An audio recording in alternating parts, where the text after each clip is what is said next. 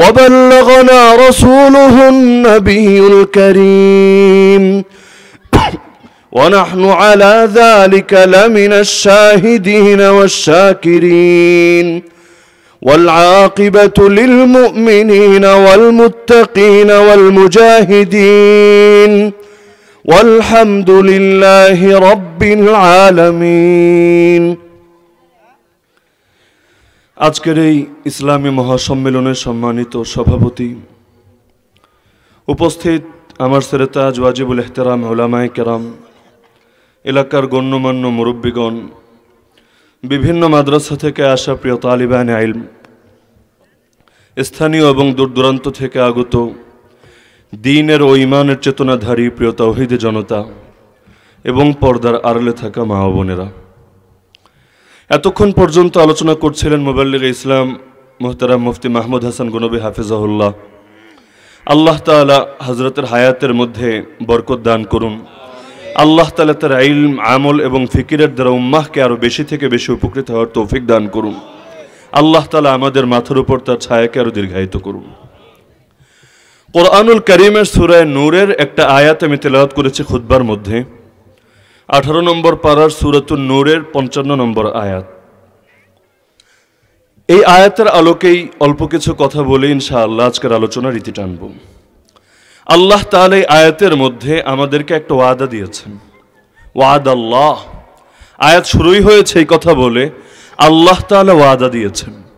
যদি আমরা মুমিন হই, আমাদের অন্তরে দৃঢ় বিশ্বাস অবশ্যই এটা আছে, আল্লাহ তাআলা যা বলেন অবশ্যই সত্য বলেন এবং আল্লাহ যা বলেন তা কখনো ভুল হওয়ার দূরতম কোনো সম্ভাবনাও নেই। আল্লাহ তাআলা যদি স্বাভাবিকভাবে আমাদেরকে কোনো কথা বলেন, সেটার ব্যাপারেই তো সন্দেহ করার কোনো অবকাশও থাকে না, কারণ এই কিতাবের শুরুতেই তিনি এই কিতাবের পরিচয় ও বৈশিষ্ট্য বলে দিয়েছেন, যালিকাল কিতাবু লা রাইবা ফি। এই কোরআনের মধ্যে, এই কিতাবের মধ্যে কোনো সন্দেহ, কোনো সংশয়, কোনো কনফিউশনের অবকাশও আল্লাহ রাখেন নাই। এর পুরোটাই হুদাল লিল মুত্তাকিন, যারা আল্লাহকে ভয় করে তাদের জন্য হেদায়েত। কেউ যদি ঈমান রাখে আল্লাহর উপর, এই কিতাবই তাকে হেদায়েত দিবে, তাকে সরল পথে পরিচালিত করবে, তাকে ইনশাআল্লাহ জান্নাতুল ফিরদাউস পর্যন্ত পৌঁছে দেবে।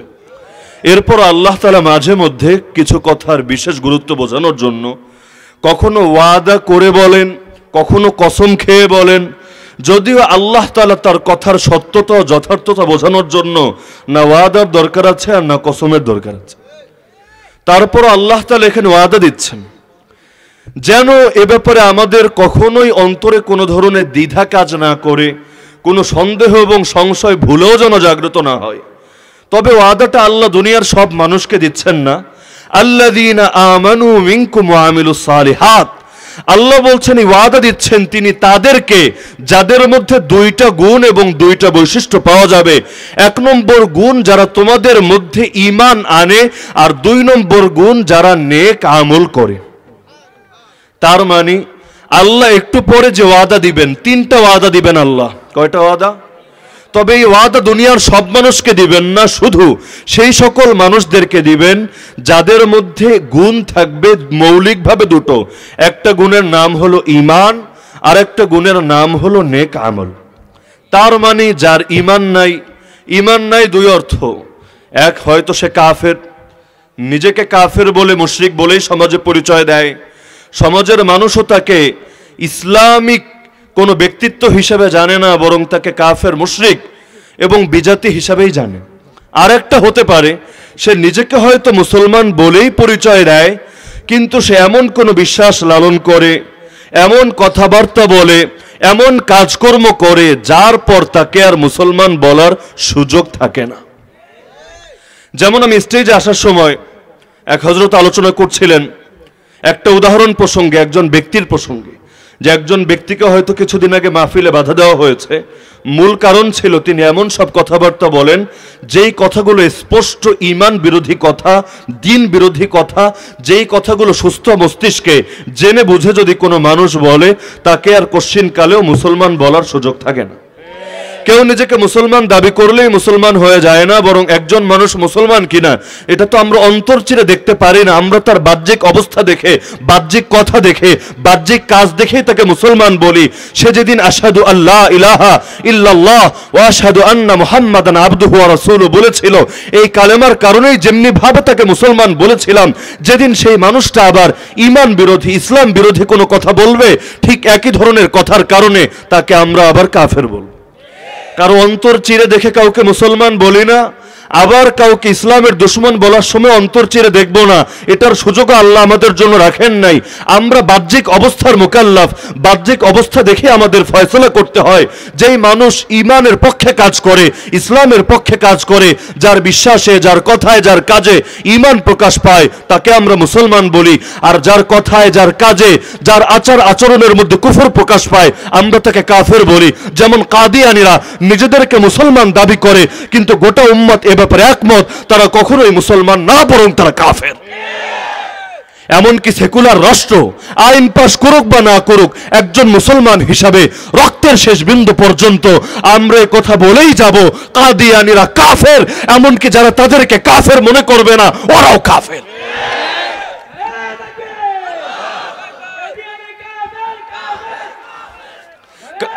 কারণ দুই বিপরীতমুখী জিনিস একই সঙ্গে হক হতে পারে না। মনে করেন আমি বললাম এখন রাত, আপনি বললেন না হুজুর এখন দিন। এখন এটার ফলাফল কি? হয়তো আমি সত্যবাদী, নইলে আপনি সত্যবাদী।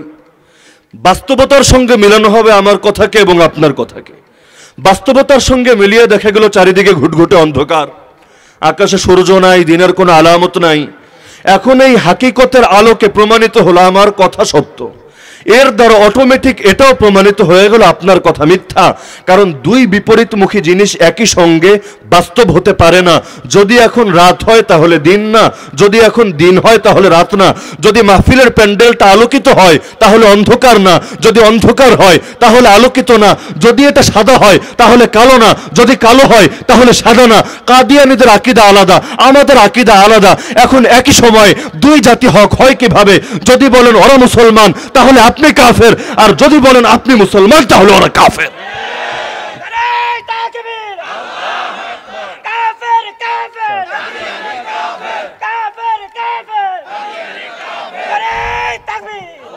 এমনকি আমাদের নবীর সঙ্গে বেয়াদবি শুধু ফ্রান্স করে না, শুধু নবীর ব্যঙ্গচিত্র আঁকলেই নবীর সঙ্গে বেয়াদবি হয় না। আর যারা নবীর মাকাম নিয়ে টানা হেঁচড়া করে, যারা নবীর হক এবং বৈশিষ্ট্যকে নিজের জন্য সাব্যস্ত করে, তারাও প্রত্যেকে তার নবীর সঙ্গে বেয়াদবি এবং গুস্তাখি করে। শাতিমে রাসূলের ব্যাপারে যে ফয়সালা, এদের ব্যাপারেও একই ফয়সালা। ভণ্ড নবী পৃথিবীর ইতিহাসে গোলাম আহমদ কাদিয়ানী প্রথম ব্যক্তি না, বরং রাসূলুল্লাহ সাল্লাল্লাহু আলাইহি ওয়াসাল্লামের জামানায় দুইটা ভণ্ড নবী ছিল। একটার নাম মুসাইলিমা কাযযাব, লোকে বলে মুসাইলামা, বিশুদ্ধ উচ্চারণ মুসাইলিমা। আর একটার নাম আসওয়াদ আনসি। আল্লাহ রাসূলের জামানায় এই দুইটা ভণ্ড নবী প্রকাশ হয়েছিল। সেই জামানায় মুসলমানরা শুধু এই দাবি তুলে নাই তাদেরকে কাফের ঘোষণা করতে হবে, এই বিল পাস করতে হবে, বরং তাদেরকে যে কাফের মনে করতে হবে এটা সকলের আকীদার অংশ ছিল।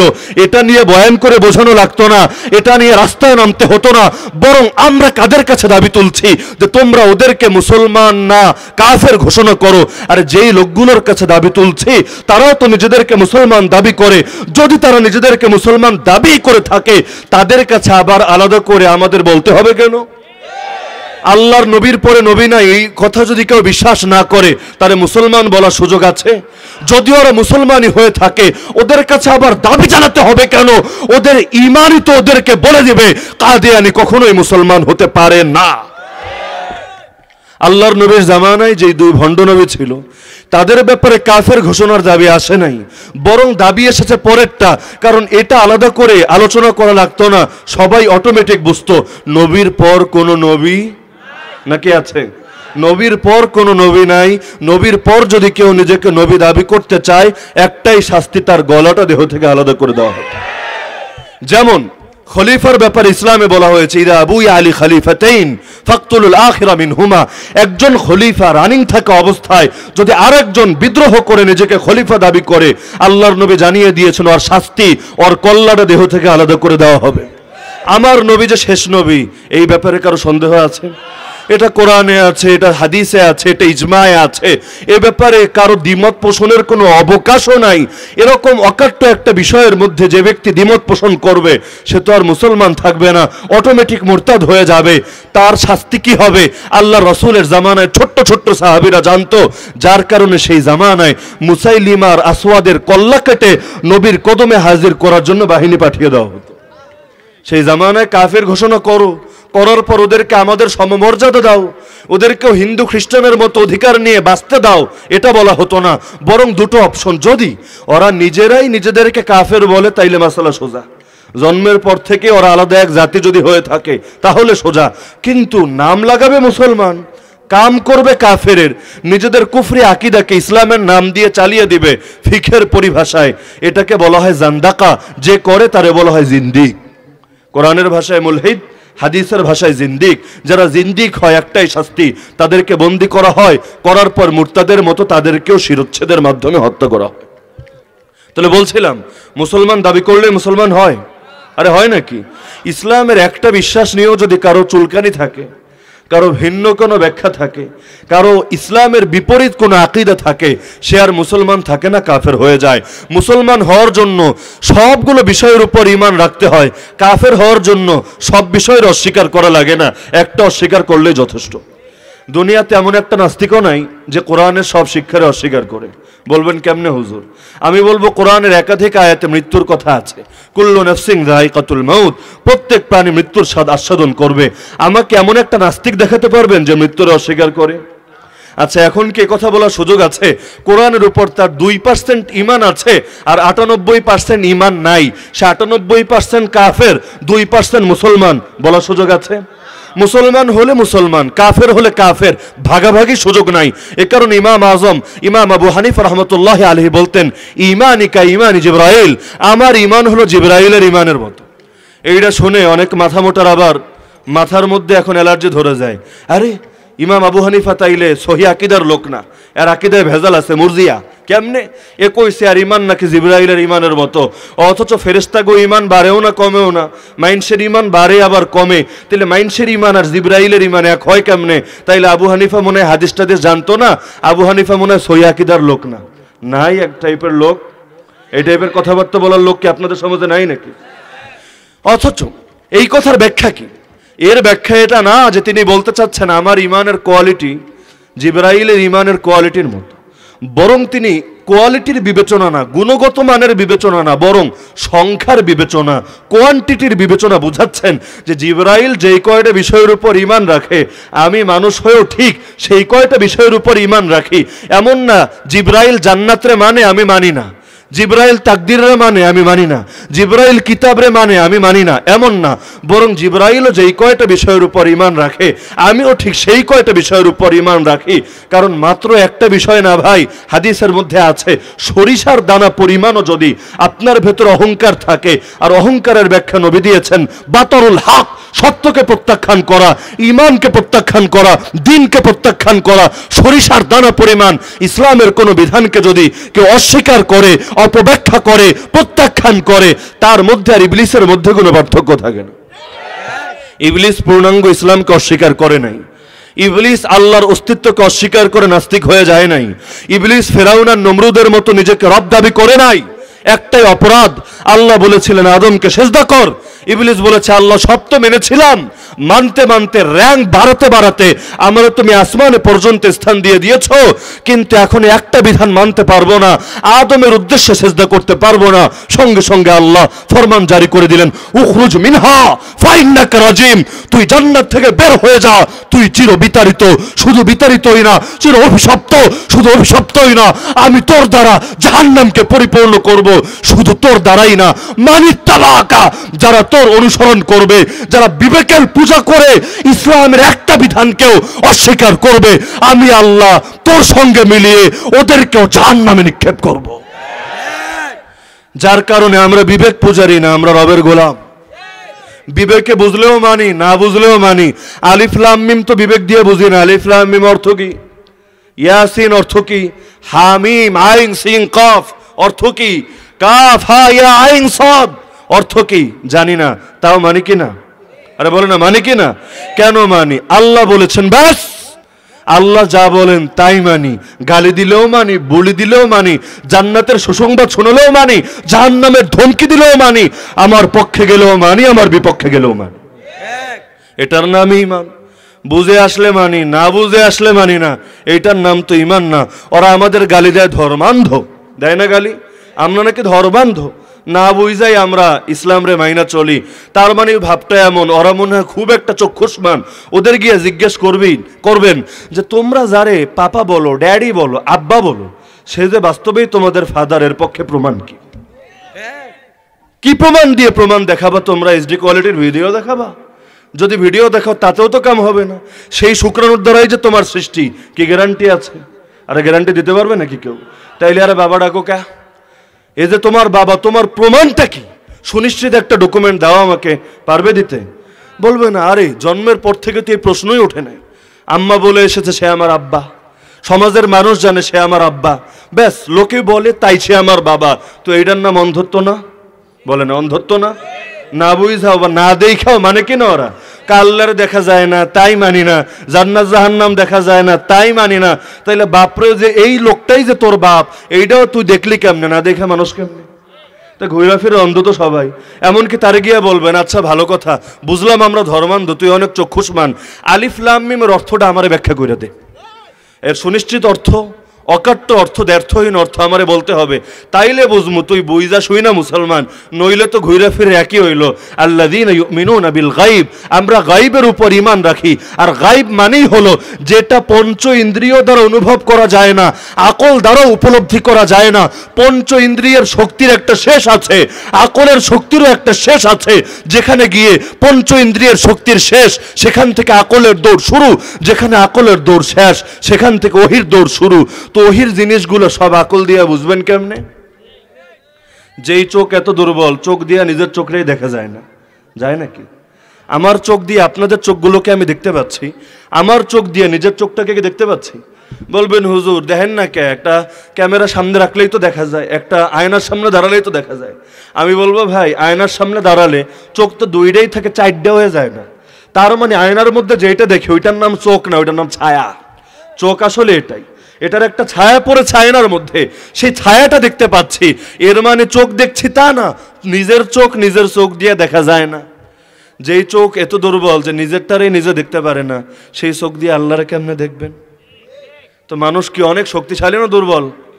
আল্লাহ এটাই বলেন, ওমা উতীতুম মিনাল ইলমি ইল্লা কলিলা, তোমাদেরকে খুব অল্প জ্ঞানই দেওয়া হয়েছে। তো যারাই বিবেকের পিছনে ছুটবে, বিবেকের ঘোড়া দৌড়াবে, তারাই আর হকের উপর থাকতে পারবে না।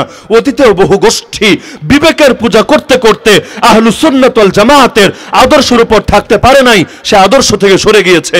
যেমন একটা গোষ্ঠী ছিল অতীতে মুতাজিলা, আর ইসলামের অনেক শাশ্বত বিধানকে অস্বীকার করেছে। যেমন আমরা জান্নাতে গেলে আল্লাহকে দেখবো তো ইনশাআল্লাহ, এটা আমাদের আকীদার অংশ, কোরআনেও আছে, হাদিসেও আছে। উজুহু ইয়াওমাইদিন নাযিরা ইলা রাব্বিহা নাযিরা। কিন্তু ওরা বলে আল্লাহরে দেখা যাবে না। কেন? দলিল হলো বিবেক। বিবেকের দলিল কি? যেই জিনিস দেখা যায় এটার একটা দেহ থাকতে হয়, সেটা কোনো একটা দিকে অবস্থান করতে হয়। যেহেতু আল্লাহর দেহ নাই, আল্লাহ কোনো দিকেও থাকে না, বরং আল্লাহ হলেন দেহের স্রষ্টা, আল্লাহ হলেন দিকের স্রষ্টা, সুতরাং আল্লাহর দেখা যাবে না। নাউযুবিল্লাহি মিন যালিক। অথচ বলা উচিত ছিল, যেহেতু কোরআনে আছে অবশ্যই আল্লাহকে দেখা যাবে, দেহ থাকলে দেখা যাবে, না থাকলে দেখা যাবে না, এটা তো দুনিয়ার নীতি। আমার আল্লাহর উপর তো দুনিয়ার নীতি প্রযোজ্য হবে না। যেই আল্লাহ দুনিয়ায় মুখ দিয়ে কথা বলান, সেই আল্লাহ তো কিয়ামতের দিন সকল অঙ্গ দিয়ে কথা বলাবেন। তার মানে আমার আল্লাহ যা চান তাই পারেন। এমনকি হাদিসে তো এটা আছে, কিয়ামতের আগে পাথরও কথা বলবে, গাছও কথা বলবে। ঈসা আলাইহিস সালাম দুনিয়াতে এসে দাজ্জালকে যখন হত্যা করবেন, ওর ব্যাটালিয়নের সদস্যগুলো কেউ গাছের পেছনে গিয়ে লুকাবে, কেউ পাথরের পেছনে গিয়ে লুকাবে। সেই হাদিস, আল্লাহর নবী বলেন সেই সময় আমার আল্লাহ গাছ আর পাথরের জবান খুলে দিবেন। গাছ আর পাথর পর্যন্ত ডেকে ডেকে বলবে, হে মুসলমান কোথায় আছো, জলদি আসো, আমার পেছনে আল্লাহর একটা দুশমন লুকিয়ে আছে, ওরে ধরো আর ধরে ধরে জবাই করো। তো সেদিন গাছ কেমনে কথা বলবে, পাথর কেমনে কথা বলবে? এমনকি দুনিয়ার কাফের মুশরিকরা যদি একথাও বলতে চায়, কি রে গাছটি কি জঙ্গি হয়ে গেল নাকি? পাথরগুলোকে সাম্প্রদায়িক উস্কানিমূলক বক্তব্য দেওয়া শুরু করলো নাকি? এ কথা বলেও তারা গাছ আর পাথরের মুখকে বন্ধ করতে পারবে না, বরং আমার আল্লাহ যখন জবান খুলতে চান, আমার আল্লাহ তো শিশুর মুখ দিয়েও হকের কথাকে বের করান। যেমন নবী ঈসা যখন শিশু ছিলেন সেই সময় আল্লাহ তার মুখ দিয়ে কথা বের করিয়েছিলেন। তো বলছিলাম, ঈমান নিজেকে মুমিন দাবি করলেই আমরা এ কথা বলবো না যে তার ঈমান আছে, বরং কে মুমিন আর কে মুমিন না এটা যাচাই করার জন্য আল্লাহ আমাদেরকে অনেকগুলো কষ্টি পাথর দিয়েছে। যেমন একটা কষ্টি পাথরের নাম আল কোরআন, একটা কষ্টি পাথরের নাম রাসূলুল্লাহ সাল্লাল্লাহু আলাইহি ওয়াসাল্লামের বিশুদ্ধ হাদিস। এরকম বিভিন্ন কষ্টি পাথর আল্লাহ তাআলা আমাদেরকে দিয়েছেন। এখন কারো ঈমান যদি কোরআনের সাথে না মিলে তারে মুসলমান বলার সুযোগ আছে? আরে আছে নাকি? হিজবুত তাওহীদ নাম শুনেছেন সবাই? নতুন একটা গোষ্ঠী বের হয়েছে, নাম দিয়েছে হিজবুত তাওহীদ, তৌহিদের দল। আসলে নাম হওয়া দরকার ছিল হিজবুস শিরিক, হিজবুস শয়তান, শিরিকের দল, শয়তানের দল। ইসলামের স্বীকৃত বিষয়গুলোর অপব্যাখ্যা করে, এমন বিষয় কমই রেখেছে যেই বিষয়ের অপব্যাখ্যা করে নাই। ওরা এক নম্বরে গিয়ে মানুষকে বোঝায় আলেমদের থেকে আলাদা হও, যাদেরকে তোমরা ধর্মের প্রতিনিধি ভেবে এসেছো আসলে আরো ধর্ম ব্যবসায়ী। তো প্রথম কাজে আলেম থেকে বিচ্ছিন্ন করে। এরপর নারীদেরকে গিয়ে বোঝায় পর্দার নামে তোমরা যেগুলো করো এগুলো আসলে পর্দা না। আল্লাহর নবীর যুগে মহিলা সাহাবীরা পর্দা করতো, আবার জিহাদও করতো। তার মানে পর্দার অর্থ এটা না যে নিজের চেহারাটা ঢেকে রাখবা, অঙ্গ প্রত্যঙ্গকে ঢেকে রাখবা, বরং পর্দার মানে হলো তুমি অন্তরকে পরিশুদ্ধ রাখবা, তুমি শালীন থাকবা, চেহারা খুলে রাখো, সমস্যা নাই। পুরুষের সঙ্গে এক অডিটোরিয়ামে বসে আলোচনা করো, এতেও সমস্যা নাই, কিন্তু তুমি সেই মহিলা সাহাবীদের মতো বীর হবা, আমাদের সঙ্গে রাজপথে নামবা, ব্যাস এইটার নামই নাকি পর্দা। এমনকি তারা বলে যে দাজ্জালের অপেক্ষায় তোমরা আছো, কিয়ামতের আগে দাজ্জাল আসবে, ওই দাজ্জাল টাজ্জাল আইব না, এগুলো সব ভুয়া। মার্কিন সভ্যতার নামই হলো দাজ্জাল। হাদিসে আছে দাজ্জালের গাধা থাকবে, ওরা কই যে আমেরিকার বিমান আছে এডি হলো দাজ্জালের গাধা। তো এরকম আয়াত এবং হাদিসের মধ্যে যত শিক্ষাগুলো আমাদেরকে দেওয়া হয়েছে সবগুলোর একটা একটা করে বিকৃত করে আর নাম লাগিয়ে দিয়েছে হিজবুত তাওহীদ, তৌহিদের দল। আপনারা কি এদেরকে তাওহীদের দল মনে করেন? তো বলছিলাম, আমার আল্লাহ ওয়াদা দিয়েছেন ঈমানদারদের সাথে। ঈমানদার তাকেই বলা হবে যার আদর্শ, যার বিশ্বাস কোরআনের সাথে মিলবে, আল্লাহর নবীর আদর্শের সাথে মিলবে, সাহাবায়ে কেরামের সাথে মিলবে। তাদের সাথে যাদেরটা মিলবে না ওদেরটা আমরা নিতে পারবো না। অনেকে আজকাল আসে নবীর চাইতেও বেশি আদর্শবান সাজতে চায়, সাহাবীদের চাইতেও বেশি নবীকে ভালোবাসার সবক উম্মতকে গিলাতে চায়। না এমন লোক? সাহাবীদের চাইতে নবীকে কি আমরা বেশি ভালোবাসি? নবীর জন্য কি করি আমরা? যারা নবীরা গালি দেয় তারা গালি দেওয়ার পর একদিনের জন্য আমাদের ঘুম বন্ধ থাকে নাই। নবীরা গালিগালাজ পর এক বেলার জন্য আমাদের খানা বন্ধ থাকে নাই। এমনকি রবিবার নবীরা গালি দিলে প্রতিবাদ করার জন্য শুক্রবার পর্যন্ত ওয়েট করি আমরা, শুক্রবার আসুক, জুম্মার পর মিছিল করলে লোক বেশি হবে। এই মাঝখানে 6 দিন কিন্তু আমাদের নাওয়া খাওয়া, আমাদের স্ত্রীর সহবাস কোনো কিছুই বন্ধ থাকে না, যদিও মনে মনে একটা ভাব নেই না বড় নবীর মহব্বতকারী হয়ে গেছে আমরা। এমনকি বহু লোক তেমন আছে জিলাপি খাওয়ার সময় তারে খুঁজে পাওয়া গেলেও নবীর আদর্শ রক্ষার জন্য যদি মাঠে নামতে হয় তখন খুঁজে পাওয়া যায় না। এই টাইপের লোক নাই? এমনকি নবীরে ভালোবাসতে গিয়ে সে আর বসে থাকতে পারে না, দাঁড়িয়ে যায়। যদি বলা হয় না বসে বসে দুরূদ পড়ো, কই না হুজুর এখন আর বসে থাকার সময় নাই, দাঁড়িয়ে যেতে হবে, আমাকে দাঁড়িয়ে দাঁড়িয়ে দুরূদ পড়তে হবে। তার মানে নবীর ভালোবাসায় বেচারা বসে থাকতে পারে না, দাঁড়িয়ে যায়, ভালো কথা। কিন্তু যখন নবীর ইজ্জত হেফাজত করতে হয় তখন দাঁড়ানো দূরের কথা, বসা দূরের কথা, বেচারার শোয়া থেকে উঠানো যায় না। এমনকি মাঝে মধ্যে এমন এমন কবিতা কয়, কখন নবীরে আল্লাহ বানায় ফেলায়, কখন ওলিরে নবী বানায় ফেলায়, কারে যে কি করে কোনো খবর নাই। আল্লাহর ধন নবীরে দিয়ে আল্লাহ গেল গায়েব হইয়া। আরে আল্লাহ গায়েব হইলে তুই কালেমা পড়ো কার নামে? লা ইলাহা ইল্লাল্লাহ কেন পড়ো? তাইলে নবীর নামেই পড়, লা ইলাহা ইল্লা মুহাম্মদ। এই কথা বলস না কেন? আল্লাহ গায়েব, তাইলে তোর স্রষ্টা যদি গায়েব হয় কার ইবাদত করো? নামাজ আল্লাহর জন্য কেন পড়ো? নবীর জন্য পড়। রোজা আল্লাহর জন্য কেন রাখো? নবীর জন্য রাখ। প্রশ্ন বুঝে আসছে? আল্লাহর ধন নবীরে দিয়ে আল্লাহ গেল গায়েব হইয়া। অথচ সারা জীবন এরা আমাদেরকে শিখিয়ে এসেছে নবীও হাজির নাজির, বলে নাই? তা নবী যদি হাজির নাজির হয়, যে হাজির হয় সে তো আর গায়েব হয় না। হাজির মানে উপস্থিত, গায়েব মানে অনুপস্থিত। নবীরে বলে আসলো হাজির নাজির, তার মানে নবী সব জায়গায় উপস্থিত। আর আল্লাহরে এসে বলতেছে আল্লাহ গায়েব, তার মানে আল্লাহ নবীর চাইতে ছোট হয়ে গেল। নাউযুবিল্লাহি মিন যালিক। আবার বেচারা এরপর গিয়ে বলছে যে নবীর ধন খাজারে দিয়া নবী গেল গায়েব হইয়া, এখন নবীর ধন নিয়ে খাজা শুয়ে আছে আজমিরে।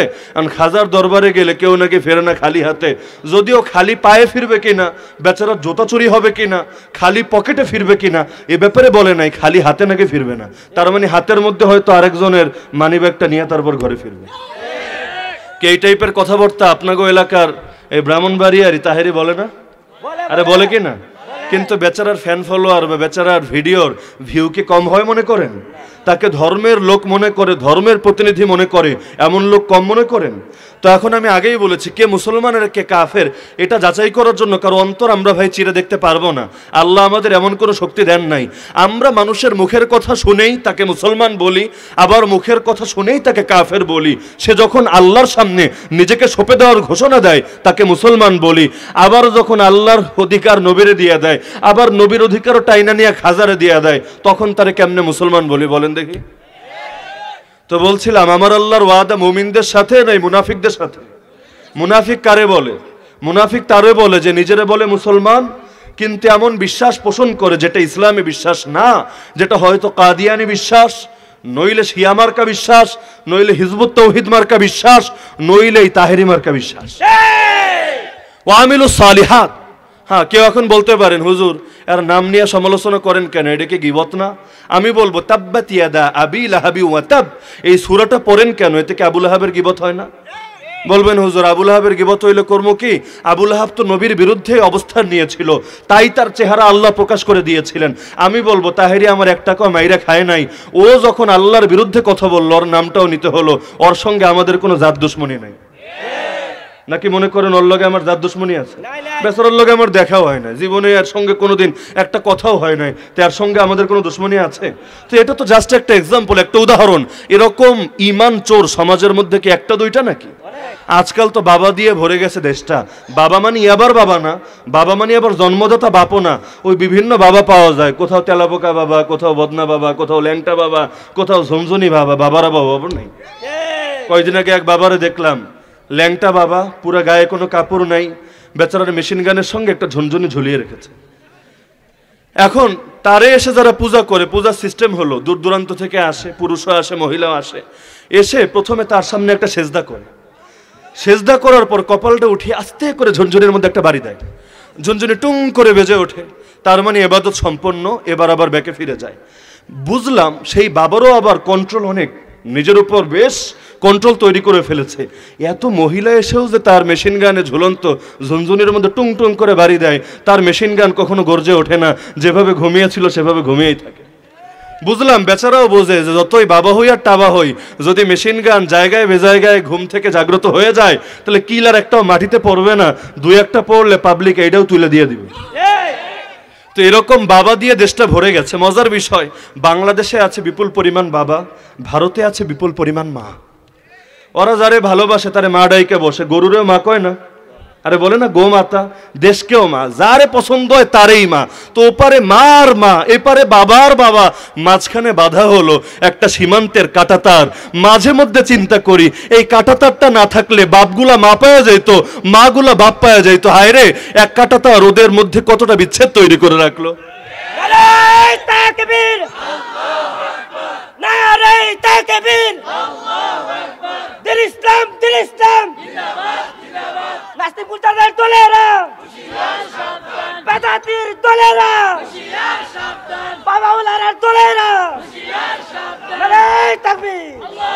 আমাদেরকে মূলে ফিরতে হবে। ঈমান যদি সহি করতে চাই, মনে রাখতে হবে যেই আদর্শ মেনে সাহাবীরা দুনিয়াতে বসে জান্নাতের সুসংবাদ পেয়েছেন, 10 জনকে তো এক আল্লাহ রাসূল এক মজলিসে জান্নাতের সুসংবাদ শুনিয়েছেন। হাসান হুসাইনকে জান্নাতের যুবকদের সর্দার হবে নবী শুনিয়ে গেছেন। ফাতেমা রাদিয়াল্লাহু আনহাকে জান্নাতের নারীদের সর্দারনি হবে, এই ঘোষণাও নবী শুনিয়ে গেছেন। আর যদি মুসলমান হতে চাই, ঈমানটা বানাতে হবে তাদের মতো, তাদের আদর্শ থেকে সরে গিয়ে অন্য পন্থায় আদর্শ পালন করে কোনোদিন তাদের মতো জান্নাতের সুসংবাদ পাওয়া যাবে না। তাদের ব্যাপারে আল্লাহ বলেছেন রাদিয়াল্লাহু আনহুম, তাদের উপর আল্লাহ সন্তুষ্ট। এখন তাদের ইসলাম আপনার পছন্দ হয় না, নতুন নতুন ইসলাম আপনি পালন করেন, তা আল্লাহ তো তাদেরকে সন্তুষ্টির ঘোষণা দিয়েছেন। বিপরীত আদর্শ মানলে আপনি তো অসন্তুষ্টির ঘোষণা পাবেন, বিপরীতটা মেনে তো আর সন্তুষ্টির ঘোষণা পাওয়া সম্ভব না। আলী রাদিয়াল্লাহু আনহু, ফাতেমা রাদিয়াল্লাহু আনহা, হাসান এবং হুসাইন রাদিয়াল্লাহু আনহুমা আহলে বাইতের এই সদস্যদেরকে ভালোবাসেন না এমন লোক তো মনে হয় একজনও নয়, আছেন? ইয়াজিদের পক্ষের লোক আছেন নাকি কেউ? তো সবাই তো আহলে বাইতকে ভালোবাসে, সবাই তো তাদেরকে ভালোবাসে, কিন্তু একটা লোক দাঁড়িয়ে পারলে আমাকে বলেন আলী রাদিয়াল্লাহু আনহু আল্লাহকে বাদ দিয়ে অন্য কাউকে সেজদা করতেন। হাসান হুসাইন রাদিয়াল্লাহু আনহুমা সম্মানার্থে অন্য কাউকে বাদ আল্লাহর নবীর দুরূদ পড়ার জন্য দাঁড়িয়ে যেতেন। একটা উদাহরণ পারলে কেউ একজন দাঁড়িয়ে দেখেন। তাহলে তাদেরকে ভালোবাসেন, নিজেদেরকে আহলে বাইতের অনুসারী বলেন, ইয়াজিদের বিরোধী বলেন, তাহলে আহলে বাইতের ইসলামের সাথে নিজের ইসলামটাকে মিলান না কেন? আরে আপনার আদর্শ তো হওয়া উচিত সাহাবীরা। এই যুগের মানুষরা তো আপনার আদর্শ হবে না। এই যুগের কারো সঙ্গে যদি তাদের জীবনে মিলে যায় তাকে অনুসরণ করা যায়, কিন্তু এই যুগের কেউ যদি নতুন আদর্শ নিয়ে আসে, বিশ্বাস করেন এই নতুন আদর্শে আমাদের জন্য কোনো মুক্তি নাই। তো বলছিলাম আল্লাহ ওয়াদা দিয়েছেন এক নম্বরে ঈমানদারদেরকে, দুই নম্বরে আল্লাহ ওয়াদা দিয়েছেন কাদেরকে? ওয়ামিলুস সালিহাত, যারা নেক আমল করে। নেক আমল করার মানেই হলো যে আমল কোরআন সুন্নাহ অনুসারে হয়, যে আমল কোরআন সুন্নাহ অনুসারে হয় না, কোরআন সুন্নাহর বিপরীত হয়, যেটাকে বেদাত বলে, এটাকে কি নেক আমল বলা যাবে? আবার নেক আমলের ব্যাপারে ফিল্টারিং করা যায় না, যেটা আমার ভালো লাগে সেটা মানবো, যেটা ভালো লাগে না সেটা মানবো না, এই ভাগ করারও কিন্তু সুযোগ নাই। এখন আমাকে বলেন নেক আমলের মধ্যে নামাজ রোজা নাই, হজ যাকাত নাই, ইলম জিকির নাই, নেক আমলের মধ্যে জিহাদ নাই, নেক আমলের মধ্যে আল্লাহর জমিন আল্লাহর দিন কায়েম করা নাই, নেক আমলের মধ্যে মাজলুম মুসলমানকে জুলুমের হাত থেকে বাঁচানো নাই। আরে নেক আমলের মধ্যে কোরআন এই দুনিয়ার মধ্যে কায়েম করা আদর্শ নাই। আজকাল অনেকে নেক আমল বলতে বুঝে শুধু তাসবিহ টিপবেন, নেক আমল বলতে বুঝে শুধু কিতাব পড়বেন। আরে নেক আমল এর মধ্যে সীমাবদ্ধ না। আল্লাহর নবীর জামানায় যেই মানুষগুলো আসহাবে সুফফায় বসে দর্শ নিত, একই মানুষগুলো বদর আর উহুদের ডাক আসলে সেখানে বসে থাকতো না। আবু হুরায়রা ভাবতো না আমার হাদিসের দর্শ আছে, আব্দুল্লাহ বিন আব্বাস ভাবতো না আমার তাফসীরের দর্শ আছে, আব্দুল্লাহ বিন মাসউদ ভাবতো না আমার ফিকহের দর্শ আছে। এমনকি সেই জামানার মুআজ আর মুআওয়াজের মতো ছোট্ট ছোট্ট শিশুরা গিয়ে জামানার ফিরাউন আবু জাহালকে জাহান্নামে পৌঁছে দিয়ে আসে। যে আব্দুল্লাহ বিন মাসউদ ছিলেন সেই যুগের গ্র্যান্ড মুফতি, একে আব্দুল্লাহ বিন মাসউদই সেই ব্যক্তি যে লোকটা আবু জাহালের গলাকে তার দেহ থেকে আলাদা করেছে। তাহলে ইসলামের জন্য যখন যেই কাজ করার ডাক আসে সেটা করার নামই হলো নেক আমল। হাইয়া আলা সলা বলবে মসজিদে যাব, এটার নামই নেক আমল। হাইয়া আলাল জিহাদ বলা হবে, জিহাদের ময়দানে ছুটে যাব, এটার নামই নেক আমল। হজের ডাক আসবে, লাব্বাইক আল্লাহুম্মা লাব্বাইক লাব্বাইক লা শারীকা লাক লাব্বাইক বলে হজের ময়দানে ছুটে যাব, এটাই নেক আমল। এখানে কোনো ফিল্টারিং করা যাবে না। কোনোটা আমার পছন্দ হবে সেটা মানব, কোনোটা একটু কষ্টকর মনে হবে সেটা ছেড়ে দিব, এই সুযোগ নাই। বলবেন হুজুর নেক আমল আবার কষ্টকর হয় নাকি? আমি বলবো কষ্টকর হয়, বলেছেন আল্লাহ। যেমন নামাজের ব্যাপারে বলেন ওয়া ইন্নাহা লাকাবীরা, এই নামাজটা বড় কঠিন মনে হয়, তবে ইল্লা আলাল খাশিঈন আল্লাযীনা ইয়াযুন্নুন আন্নাহুম মুলাকু রাব্বিহিম, তাদের কাছে মোটেও কঠিন মনে হয় না যারা আল্লাহর সামনে নিজেকে সঁপে দেয়, আল্লাহর সামনে নত থাকে এবং অন্তরে বিশ্বাস রাখে একদিন আল্লাহর সামনে দাঁড়াতে হবে। জিহাদের ব্যাপারে আল্লাহ বলেন কুতিবা আলাইকুমুল কিতাল, যেভাবে কুতিবা আলাইকুমুস সিয়াম বলে আল্লাহ রমজানের রোজাকে ফরজ করেছেন, একই ভঙ্গিতে আল্লাহ বলেন তোমাদের উপর জিহাদকেও ফরজ করা হয়েছে, তবে ওহুয়া কুরহুন লাকুম, সেটা তোমাদের কাছে বড় কষ্টকর। কেমন কষ্টকর? এই কুরহুন শব্দটা নেন, আমার আল্লাহ অন্যত্র এই শব্দ ব্যবহার করেন হামালাতহু উম্মুহু কুরহা ওয়া ওয়াদাআতহু কুরহা। একজন মা সন্তানকে যে গর্ভে ধারণ করে এতে মায়ের যেই কষ্ট হয় সেই কষ্টের নাম হলো কুরহুন। একজন মা যখন সন্তানকে প্রসব করে এতে তার যে কষ্ট হয় সেই কষ্টের নাম হলো কুরহুন। আমার আল্লাহ বলে জিহাদ তোমাদের উপর ফরজ করা হয়েছে, এই জিহাদ তোমাদের কাছে অনেকের কাছে কুরহুন। তার মানে নারী সন্তান জন্ম দেওয়া শরীরের কয়েকটা হাড্ডি মোচড় দিয়ে ভেঙে ফেললে যে কষ্ট হয়, একটা নারীর সন্তান জন্ম দিতে এর চাইতেও বেশি কষ্ট হয়। এটা যতটা কষ্টকর আমার আল্লাহ একই শব্দ চয়ন করে জিহাদের ব্যাপারে বললেন। জিহাদের বিধানটা অনেকের কাছে এরকম কষ্টকর, নাম শুনলেও গা চুলকায়। এমন লোক সমাজে নাই? টিটকারি মারে, কই হুজুর জিহাদি বই ধরা খাইছে। আরে কি মজার বিষয়, জিহাদি বই ধরা খাইছে তার মানে জিহাদ একটা খারাপ জিনিস। আরে জিহাদ যদি খারাপ জিনিস হয়, জিহাদ কোনো মোল্লা মুন্সি বানায় নাই, জিহাদ শিখিয়েছেন কে? আরে শিখিয়েছেন কে? যে কোরআনে নামাজ নিয়ে আয়াত আছে 82টা, একই কোরআনে জিহাদ নিয়ে আয়াত আছে 484টা। 82 আয়াতের কারণে কোরআনকে যদি নামাজের বই বলা যায়, 484 আয়াতের কারণে কোরআনকে জিহাদের বই বলা যাবে না? এখন যেই ব্যক্তি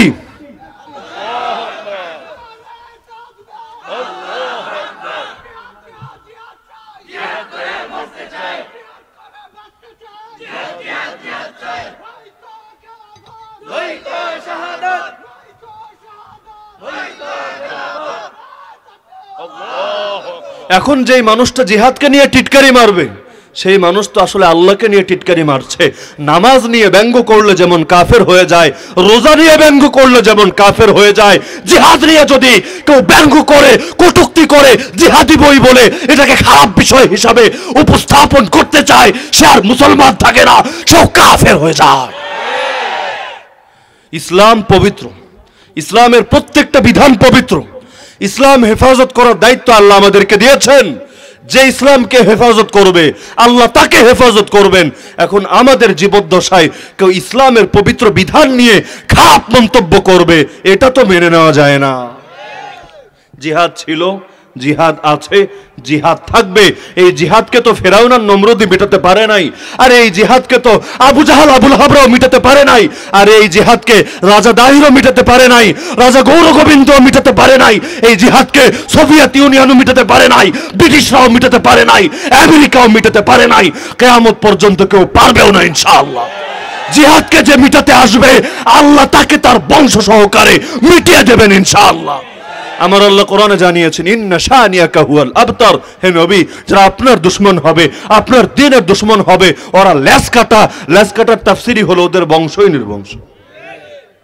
এখন কেউ বলবে, হুজুর এই যে জিহাদের নামে মাঝে মধ্যে ভুল টুল হয়, এডি নিয়ে কি কইবেন? আমি বলবো, পীরের নামে ভণ্ড পীর নাই, ডাক্তারের নামে হাতুড়ে ডাক্তার নাই, ইঞ্জিনিয়ারের নামে ভেজাল লোক সমাজে নাই। তাই বলে ডাক্তারের কাছে যাওয়া তো বন্ধ করেন নাই? করেছেন? ডাক্তারের কাছে যান নাই এমন একটা লোক আছেন এখানে? আমি বলবো, এত হাতুড়ে ডাক্তার, তারপরে ডাক্তারের কাছে যাওয়া বন্ধ করলেন না কেন? বলবেন, হুজুর যুগটাই তো ভেজালের যুগ, সবকিছুতে ভেজাল। যদি ভেজালের কারণে বাদ দেই তাহলে তো না খায়া মরা লাগবে, খাবারের মধ্যেও তো ফরমালিন। তাই বলে ভেজালের কারণে আসল জিনিস তো কেউ বাদ দেয় না। তাহলে এবার আপনাকে আমি জিজ্ঞেস করি, জিহাদের নামে কোথাও যদি ভিন্ন কিছু হয়ে থাকে, সেটার কারণে আপনি কোন মুখ নিয়ে জিহাদের বিরুদ্ধে অবস্থান নেন? দোষ তো আপনার। আপনি উম্মতকে আসল জিহাদ চেনাতে পারেন নাই। তাই জিহাদ শুনলেই মানুষের মাথায় আসে জিহাদ মানে তো ক্ষতি, জিহাদ মানে হইলো মুসলমানরে গিয়ে মাইরে ফেলবো, মুসলমানের এলাকায় গিয়ে বোম ফুটাইবো, এইটার নামে জিহাদ। কেন জিহাদ শব্দ শুনলে বদর আপনার চেতনে আসে না কেন? জিহাদ শব্দ শুনলে শাহজালালের চেতনা আপনার মাথায় আসে না কেন? জিহাদ শব্দ শুনলে মোহাম্মদ বিন কাসেম, খালিদ বিন ওয়ালিদ, সুলতান মাহমুদ গজনবী, মোহাম্মদ আল ফাতে, সালাহুদ্দিন আইয়ুবীর আদর্শ আপনার চেতনে আসে না কেন? জিহাদ শুনলে শুধু 2-3টা বিচ্ছিন্ন ঘটনা আপনার মাথায় আসে কেন? তাহলে কি আপনি নিজের ব্রেইনকে কাফেরদের দ্বারা ওয়াশ করিয়ে নিয়েছেন? যদি জিহাদের নামে ভুল কিছু সমাজে প্রচারিত থাকে, যদি জিহাদ ফোবিয়া দুনিয়ার মধ্যে ছড়িয়ে গিয়ে থাকে, এটা ঠেকানোর দায়িত্ব তো আপনার। এই আপনি জঙ্গিবাদ রোধ করার জন্য বহুত সোচ্চার, কিন্তু আমারে বলেন, সহিটা না শেখালে ভেজালটা থেকে মানুষরে বাঁচাবেন কেমনে? সহিটা শিখাবে কে? আসমানের ফেরেশতা? আরে ফেরেশতা তো নবীরে শিখিয়েই দিয়ে গেছে, জিবরিল আমিন এসে আল্লাহর পক্ষ থেকে নবীকে আদর্শ দিয়েই গেছে। তা আদর্শ তো চলে এসেছে, এখন জ্ঞান অর্জন করছেন না কেন? বড় আফসোস লাগে, বড় আফসোস লাগে। এই যুগে শতকরা একজন মুসলমান এমন খুঁজে পাওয়া দুষ্কর, যেই মানুষ দাঁড়িয়ে বলবে, হুজুর জিহাদের হুকুম এটা, জিহাদের শর্ত এটা, জিহাদের রোকন এটা, এরকম ভেঙে ভেঙে নামাজের ব্যাপারে যেমন বলে ভিতরের ফরজ এই কয়টা, বাইরের ফরজ এই কয়টা, ওয়াজিব এই কয়টা, সুন্নতে মুআক্কাদা এই কয়টা, মুস্তাহাব এই কয়টা, নামাজের ব্যাপারে যেমন বলে জিহাদের ব্যাপারে বলতে পারবে, এরকম লোক কি শতকরা একজন মনে হয় খুঁজে পাওয়া যাবে? অথচ যেই হাদিসে নামাজকে বলা হয়েছে ইসলামের খুঁটি, ওয়াইমাদুহা সালাত, একই হাদিসে এর পরের বাক্যে বলা হয়েছে ওয়াদিরওয়াতু সানামিহি আল জিহাদ, ইসলামের সর্বোচ্চ শিখরের নাম হলো জিহাদ। এমনকি আল্লাহর নবীর কাছে এসে সহিহ বুখারীর হাদিস, এক সাহাবী জিজ্ঞেস করলেন, দুল্লানি আলা আমালিন ইয়াদিলুল জিহাদ, আমাকে এমন একটা আমলের কথা বলে দেন নবী, যে আমলটা জিহাদের সমান হবে। নবী তাকে কি জবাব দিলেন? 2 বর্ণনায় 2 শব্দ এসেছে। এক বর্ণনায় এসেছে নবী বলেন, লা আজিদুহু, আমি এমন কোন আমল খুঁজে পাই না যেটা জিহাদের সমান। অন্য হাদিসে আছে তিনি বললেন, লা তাস্তাতিউনাহু, এমন কোন আমল তোমরা করতে পারবা না যেটা জিহাদের সমান। সেই সাহাবী বারবার বলে, 3 বার বলল, নবী 3 বার জবাব দিলেন। শেষে নবী বলেন, আচ্ছা তুমি কি এটা পারবা? মুজাহিদ যখন ঘর থেকে বের হয়ে যায় সেই সময় মসজিদে ঢুকবা, এক নাগারে নামাজ পড়তে থাকবা, এক মুহূর্তের জন্য নামাজ ভাঙবা না, এক নাগারে রোজা রাখতে থাকবা, এক মুহূর্তের জন্য রোজা ভাঙবা না, এটা কি তুমি পারবা? সে বলল, হে আল্লাহর নবী, এটা কে পারবে? তো নবী বললেন, তাহলে মুজাহিদের সমান সওয়াবও তুমি এখানে বসে কোনোভাবেই অর্জন করতে পারবা না। মাসালুল মুজাহিদি ফি সাবিলিল্লাহ কামাসালিস সাইমিল কাইমিল কানিতি বিআয়াতিল্লাহ লা ইয়াফতুরু মিন সিয়ামিন ওয়ালা সালাতিন ওয়ালা সাদাকা। আরে আপনি ঘরে বসে যে নামাজ পড়েন, যে রোজা রাখেন, যে সদকা করেন, এগুলোর সবগুলোর সওয়াব মুজাহিদ ময়দানে বসে ঘুমালেও পেয়ে যায়। লা ইয়াস্তাউল কাঈদুনা মিনাল মুমিনিনা গায়রু উলি দারার والمجاهدون في سبيل الله بأموالهم وأنفسهم فضل الله المجاهدين بأموالهم وأنفسهم على القاعدين درجة। আমার আল্লাহ নিজেই কোরআনে জানিয়ে দিয়েছেন, যারা ওযর ছাড়া ঘরে বসে থাকে আর যারা নিজেদের জানমাল নিয়ে জিহাদ করে, এই দুই জাতি কোনোদিনও সমান হবে না। আল্লাহ মুজাহিদদেরকে নিজে শ্রেষ্ঠত্ব দিয়েছেন এক ধাপ বেশি। মান কাতালা ফি সাবিলিল্লাহ ফুওয়াকা নাকা ওয়াজাবাত লাহুল জান্নাহ। আর উটের দুধ দহনের মধ্যবর্তী সময় পরিমাণ যেই ব্যক্তি আল্লাহর পথে জিহাদ করে, হাদিসে বলা হচ্ছে জান্নাত তার জন্য অপরিহার্য হয়ে যায়। হাদিসে বলা হচ্ছে, মান মাতা ওয়ালাম ইয়াগজু ওয়ালাম ইউহাদ্দিস নাফসাহু বিল গাজওয়ি মাতা আলা শুবাতিন মিনান নিফাক। যেই ব্যক্তি এমন অবস্থায় মারা যায়, জীবনে একদিনও জিহাদ করে নাই, অন্তরে জিহাদের দৃঢ় সংকল্পও ছিল না, সে এক প্রকার মুনাফিক হয়ে মারা যায়। হাদিসের মধ্যে আছে, মান লাকিয়া আল্লাহ বিগাইরি আথরিন মিনাল জিহাদ লাকিয়া আল্লাহু ফীহি সুলমা। যেই ব্যক্তি এমন অবস্থায় আল্লাহর সঙ্গে মিলিত হবে, তার গায়ে জিহাদের কোনো চিহ্নও নাই, সেই ব্যক্তি এক প্রকার খুঁত নিয়ে টুটে নিয়ে আল্লাহর সঙ্গে মিলিত হবে।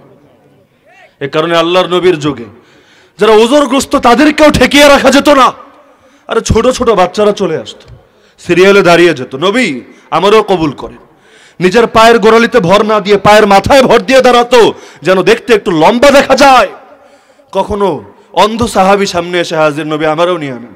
আরে তুই তো অন্ধ মানুষ, তুই গিয়ে কি করবি? না নবী, অন্ধ বলে পিছিয়ে থাকবো, মন তো মানে না। কখনো ল্যাংরা সাহাবী চলে আসছে, নবী আমারে নিয়ে আনেন। আরে তুমি তো মাযুর, আল্লাহ তোমার ওজর কবুল করেছেন। নবী বড় ইচ্ছা হয় দুনিয়াতে যেমন খুঁড়িয়ে খুঁড়িয়ে হাঁটি, কাল কিয়ামতের দিনে ভাবে খুঁড়িয়ে খুঁড়িয়ে জান্নাতে প্রবেশ করবে। এক সাহাবী বুড়া হয়ে গেছেন, সন্তানরা ময়দানে বের হবে, বলে আমারও নিয়ে যাও। সন্তানরা বলে আব্বাজান বুড়া হয়ে গেছেন। রাসূলের জামানে রাসূলের সঙ্গে লড়াই করলেন, আবু বকরের জামানে আবু বকরের সঙ্গে লড়াই করলেন, ওমরের জামানে ওমরের সঙ্গে লড়াই করলেন, আর কত। এখন তো আপনার পক্ষ থেকে আমরা হক আদায় করব। এখন বাপ বলে দিলে, শোনো, আমার কর্ণকুহরে কোরআনের সেই আয়াত এখনো ধ্বনিত হচ্ছে, ইনফিরু খিফাফা ওয়া সিকালা, তোমরা বের হয়ে পড়ো, হালকা থাকো আর ভারী থাকো। এর বিভিন্ন ব্যাখ্যা আছে। এক ব্যাখ্যা হলো, যুবক হও, বুড়া হও, সুস্থ হও, অসুস্থ হও, ব্যস্ত হও, ব্যস্ততা ছাড়া হও, সশস্ত্র হও, নিরস্ত্র হও, যে যে অবস্থায় আছো, যার যা কিছু আছে তা নিয়ে আল্লাহ জমিনে আল্লাহর দ্বীন প্রতিষ্ঠা করার জন্য ঝাঁপিয়ে পড়ো। তো সেই সাহাবী বলল, আমার তো মন মানে না, কোরআনের আয়াত আমাকে ডাকছে। সন্তানরা অনন্যপায় হয়ে পড়লো, বলল ঠিক আছে তাহলে চলেন আমাদের সাথে। তাকে নিয়ে সফর শুরু হলো। মাঝখানে যখন নৌজানে আরোহণ করলো, নৌজানের দীর্ঘ পথ পাড়ি দিয়ে যেতে হবে শত্রুদের দেশে, বুড়া মানুষ শরীরে আর কুলায় নাই, সেখানেই মৃত্যুবরণ করেছে। আর হাদিসের মধ্যে আছে, মান সাআলাল্লাহ শাহাদা বিসিদকিন বাল্লাগাহুল্লাহু মানাজিলা শুহাদা ওয়া ইন মাতা আলা ফিরাশি। যেই ব্যক্তি সত্য সত্য আল্লাহর কাছে শাহাদাত চায়, আল্লাহ তাকে শহীদদের মর্যাদায় পৌঁছিয়ে দেন, যদিও সে বিছানায় মরে। এই কারণে তো আমরা শাহাদাতের দোয়া করি না। কয়জন মানুষ দোয়া করে? দোয়া করতেও ভয় পায়, কয় হুজুর দোয়া করবো ভালো কথা, কবুল হয়ে গেলে কি হইব বুঝেননি, এই জন্য দোয়া টোয়া করি না। দোয়া করতে তো টেহা লাগে না, কবুল হইলে তো কষ্ট লাগবো অনেক। তো সেই সাহাবী নৌজানের মধ্যে শাহাদাত বরণ করলেন। তার সন্তানরা বলেন, 9 দিন পর্যন্ত আমরা এমন কোনো জায়গা পাই নাই, 1 ইঞ্চি মাটি পাই নাই যেখানে তাকে দাফন দেওয়া যায়, সমুদ্রের মাঝখান। 9 দিন পর গিয়ে একটা দ্বীপ পেয়েছে, সেখানে গিয়ে দাফন করেছি। এই 9 দিনের মধ্যে আল্লাহর বান্দার দেহ পচা দূরের কথা একটু পরিবর্তন হয় নাই। তো বলছিলাম, নেক আমল মানে পূর্ণাঙ্গ ইসলাম। আল্লাহ যাকে যেটা দিয়েছেন তাকে সেটা করতে হবে। হ্যাঁ, আপনি গরিব মানুষ, টাকা নাই, আল্লাহ আপনাকে হজ করতে বাধ্য করবেন না। গরিব মানুষ, টাকা নাই, যাকাত দিতে বলবে না। এর অর্থ এটা না যে হজের নাম শুনলো আপনার জন্য টিটকারি করা জায়েজ, যাকাত নিয়ে আপনার গায়ে অ্যালার্জি রাখা জায়েজ, যেমনি ভাবে হজ করবে সামর্থ্যবানরা, যাকাত দিবে সামর্থ্যবানরা, জিহাদ করবে তারা যাদের উপর আল্লাহ ফরজ করেছেন, এর বাইরে কেউ শরিক হলে সে মুস্তাহাব আমল হিসাবে শরিক হবে। কিন্তু তাই বলে ঘরে বৈশা বৈশা জিহাদ নিয়ে টিটকারি মারা আর জিহাদের জঙ্গিবাদের নামে চালায়া দেওয়া আল্লাহ কারোর জন্য জায়েজ করে নাই। যেই ব্যক্তি আচরণ করবে সে মুরতাদ হয়ে যাবে। গোলাম আহমদ কাদিয়ানি নিয়ে এত আন্দোলন করি, কাদিয়ানি কাফের কাফের। আরে কাদিয়ানি নিজেকে নবী দাবি করেছিল কেন? একটাবার ইতিহাস পড়ে দেখেন, ব্রিটিশরা নিজে টাকা পয়সা দিয়ে এই কাদিয়ানিকে গড়ে তুলেছিল একটা কারণে, আমাদের আকাবির ওলামায়ে দেওবন্দের জিহাদের বিরুদ্ধে ফতোয়া দেওয়ার জন্য। সে নিজেকে প্রথম দাবি করেছে মাহদি, এরপর দাবি করেছে ঈসা। ঈসা দাবি করেই বলে বসলো ঈসা দুনিয়াতে আসার পর আর জিহাদ লাগবে না। হাদিসের মধ্যে আছে দাজ্জাল যখন ধ্বংস হয়ে যাবে আর জিহাদের প্রয়োজন হবে না, যেহেতু সেই ঈসা, সুতরাং দুনিয়াতে আর জিহাদ লাগবে না। কয়দিন পর নিজেরা দাবি করলো নবী। নবী দাবি করার পর সে বলল আল্লাহ আমার শরীয়তে বিধান দিয়েছেন, এখন থেকে আর জিহাদ টিহাদ লাগবে না। সে কবিতাই লিখেছে, আব ছোড় দো এ দোস্তো জিহাদ কা খেয়াল। দোস্তো জিহাদের খেয়াল টেয়াল ছাইরা দাও, মুনকির হ্যায় দিন কা जो आप करे जंग ও কিতাল। যেই ব্যক্তি এখন থেকে লড়াই যুদ্ধ করবে সেই ব্যক্তি দিন অস্বীকারী বলে সাব্যস্ত হবে। নাউযুবিল্লাহি মিন যালিক। এমনকি তার ভাষ্য সে 50 আলমারি কিতাব লিখেছে জিহাদের বিরুদ্ধে। এমনকি তার বক্তব্য ব্রিটিশরা হলো আমাদের বৈধ সরকার, তাদের আনুগত্য করা ফরজ, ব্রিটিশের নুন খেয়ে তাদের বিরুদ্ধে অবস্থান নেওয়া এটা স্পষ্ট দ্বীনের লঙ্ঘন। যার কারণে ওলামায়ে দেওবন্দ যারা ব্রিটিশদের বিরুদ্ধে জিহাদ করছিল সে তাদেরকে বলল দেহশতগার্দ। দেহশতগার্দ মানে হলো চরমপন্থী জঙ্গি সন্ত্রাস। তাহলে আরে নবী বানালো জিহাদরে বন্ধ করার জন্য, আজকালও বহু মানুষ ওই কাদিয়ানের কামটা কইরা দেয়, এরকম নাই? আরে নাই? জিহাদ শব্দ শুনলেই কেন যেন জ্বালা ধরে যায়। জিহাদের নামে মুসলমানদের ক্ষতি হচ্ছে, জিহাদের নামে খালি বোম ফুটায়, জিহাদের নামে এই করে আর সেই করে। এই কথার দ্বারাই বুঝবেন সে একটা মুনাফিক ছাড়া কিছু না।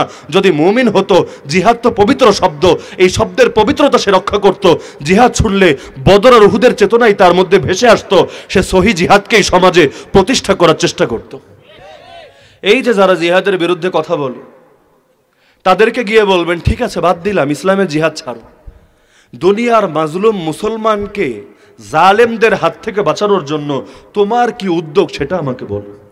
মুসলমান তো শুধু বাংলাদেশে সীমাবদ্ধ না, পৃথিবীর যেই প্রান্তে একজন মুসলমান থাকবে সে আমার ভাই। এমনকি ফতোয়া শামের মধ্যে এই মাসালা স্পষ্টভাবে লেখা হয়েছে, ইমরাআতুন সুবিয়াত বিল মাশরিক ওয়াজাবা আলা আহলিল মাগরিবি আন ইউখাল্লিসুহা। পৃথিবীর পূর্ব প্রান্তে যদি একজন নারী বন্দী হয়, পৃথিবীর পশ্চিমে যারা আছে তাদের উপর সেই নারীকে কাফেরদের হাত থেকে, জালেমদের হাত থেকে উদ্ধার করা ফরজ হয়ে যায়। এমনকি ইমাম আব্দুল্লাহ বিন মুবারক রাহমাতুল্লাহ আলাইহি তার জগৎ বিখ্যাত একটা কবিতা লেখেন, যেটা খুতবার মধ্যে আমি তেলাওয়াত করেছি, কাইফাল কারারু ওয়া কাইফা ইয়াহদাউ মুসলিমুন ওয়াল মুসলিমাতু মাআল আদুউল মুতাদি।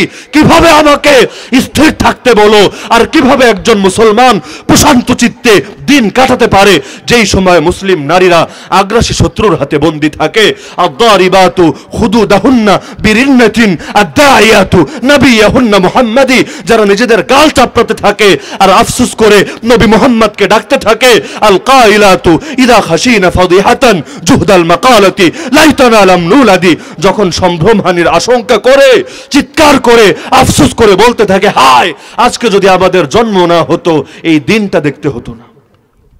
এই যে রোহিঙ্গা, আরাকানের রোহিঙ্গা, কাশ্মীরের মুসলমান, আসামের মুসলমান, দিল্লির মুসলমান, গুজরাটের মুসলমান, ওয়াজিরিস্তানের মুসলমান, সোয়াতের মুসলমান, আফগানিস্তানের মুসলমান, ইরাকের মুসলমান, মালির মুসলমান, সোমালিয়ার মুসলমান, ফিলিস্তিনের মুসলমান, আল জাজাইরের মুসলমান, চীনের জিনজিয়াংয়ের মুসলমান, এই মুসলমানরা কি আমাদের ভাই না?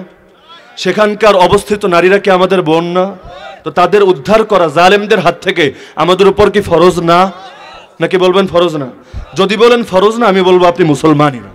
যদি মুসলমান হন, নবীর এই হাদিস আপনার অবশ্যই স্মরণ রাখতে হবে, সকল মুসলমান এক দেহের মতো।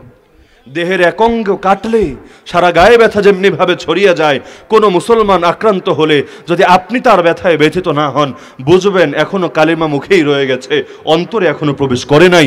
যদি করত, হাজ্জাজ বিন ইউসুফের মতো জালেমরাও তো একজন নারীর আর্তনাদ শুনে চুপ করে বসে থাকতে পারে নাই। তিনবার বাহিনী পাঠিয়েছে, 2 বার পরাজয় দেখার পরও শেষের বার মোহাম্মদ বিন কাসেমের হাতে সিন্ধু বিজয় হয়েছে। রাজা দাহির বুঝে নিয়েছে মুসলমান কি জিনিস।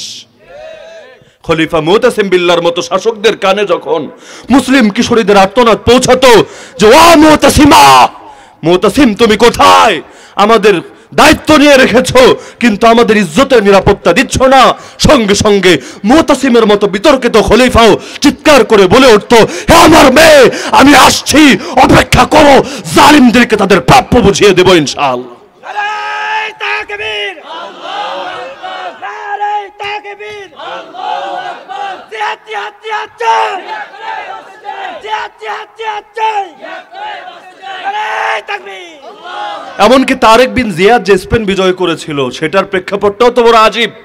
এক খ্রিস্টান মেয়ে চিঠি লিখেছিল তৎকালীন বাদশার কাছে, আমাকে অন্যান্য খ্রিস্টানরা বন্দী করে নিয়ে গেছে, কিন্তু আমার ফ্যামিলি দুনিয়ার বিভিন্ন শাস্তির ভয়ে আমাকে তাদের হাত থেকে বাঁচায় নাই। দুনিয়াতে এমন কাউকে দেখতে পাচ্ছি না যে আজকের এই দুর্দিনে আমার পাশে দাঁড়াবে, কিন্তু আমি জানতে পেরেছি তোমরা মুসলমানরা সেই জাতি যাদের কাছে একজন নারীর ইজ্জত হাজার যুবকের জীবনের চাইতে বেশি দামি। প্রয়োজনে সকলে হাসি মুখে তোমরা প্রাণ উৎসর্গ করে দাও, কিন্তু কোন নারীকে তোমরা বেইজ্জতের শিকার হতে দাও না। তো তোমাদের কাছে আমি এই চিঠি লিখলাম, আমার অশ্রু ভেজা, আমার হৃদয়ের আকুতি ভরা এই চিঠি। যদিও আমি মুসলমান না, যদিও আমি খ্রিস্টান, কিন্তু যদি তোমাদের আল্লাহর উপর কিছুটা ভরসা থাকে আর আমাকে যদি আপন মনে করতে পারো যে আমিও তো সেই আল্লাহর উপরে বিশ্বাস রাখি, যে আল্লাহকে তোমরা মানো, তাহলে আল্লাহর ওয়াস্তে আমাকে বাঁচানোর জন্য বাহিনী পাঠিয়ে দাও। সেই সময় তারেক বিন জিয়াদের সে ঐতিহাসিক বাহিনী পাঠানো হয়, যারা গিয়ে বড় প্রতিকূল পরিস্থিতি পাড়ি দিয়ে সেই জালেমদের হাত থেকে সেই নারীকে উদ্ধার করে নিয়ে আসে। তো বলছিলাম আমার আল্লাহ ওয়াদা দিলেন মুমিনদেরকে আর যারা নেক আমল করে তাদেরকে।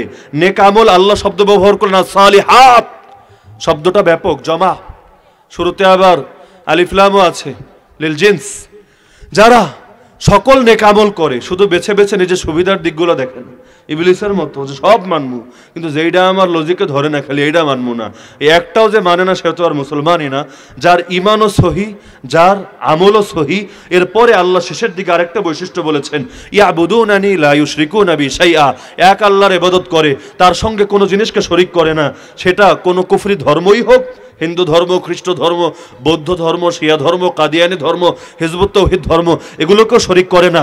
আবার দুনিয়ার বাদ মতবাদ যেমন জাতীয়তাবাদ, ধর্মনিরপেক্ষতাবাদ, এগুলোকেও শরীক করে না। আবার বিভিন্ন তন্ত্র মন্ত্র যেমন রাজতন্ত্র, সমাজতন্ত্র, গণতন্ত্র, কোনো কিছুকে শরীক করে না।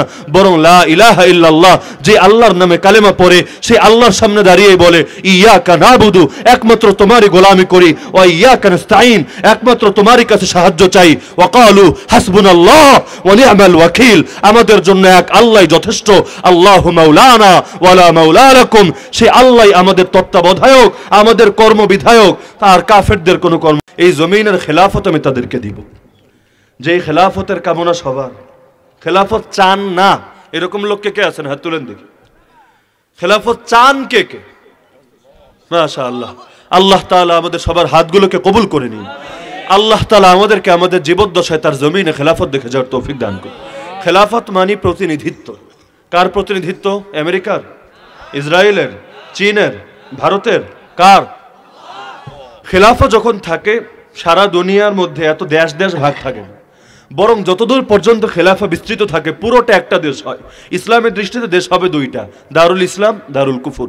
ইসলামের ভূমি, কুফরের ভূমি। ইসলামের ভূমিতে মুসলমানরা থাকবে, কুফরের ভূমিতে কাফেররা থাকবে। কাফের অঞ্চলে কেউ মুসলমান হলে হিজরত করে ইসলামের ভূমিতে চলে আসবে। ইসলামের ভূমিতে কোরআনের আইন চলবে, কাফেরদের ভূমিতে মানবরচিত আইন চলবে।